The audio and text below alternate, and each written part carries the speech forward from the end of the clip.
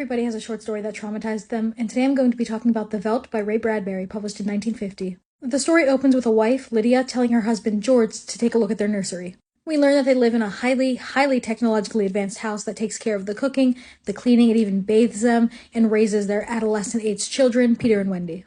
The nursery has the ability to recreate any place of the children's choosing, and they have it set on an African veldt, which is so real that the parents can feel the heat from the sun. Lydia points out that from this landscape, she had heard familiar-sounding screams and that she noticed the lions had been eating something. They're looking around in there, but soon the lions spot them and start to charge them, so they leave. And it becomes clear that the children are kind of addicted to this. Lydia begins to question her role in the family, feeling as though the house is taking over for her as a mother and a wife. Later, George goes into the nursery and tries to change the landscape, but it's stuck.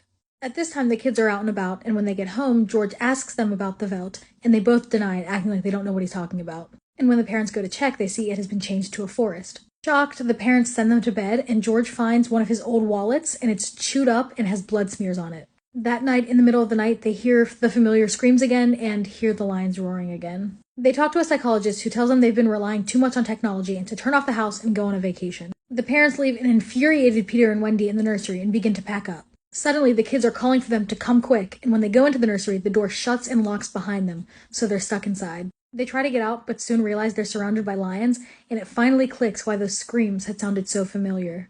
The story ends with the psychologist returning and finding the children sitting in the nursery. He sees lions in the distance, and it ends with Wendy offering him some tea.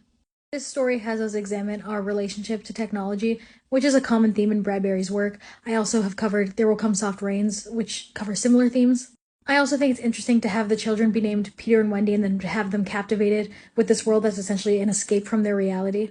And honestly, this story would make a great horror film. Maybe A24 should get on that.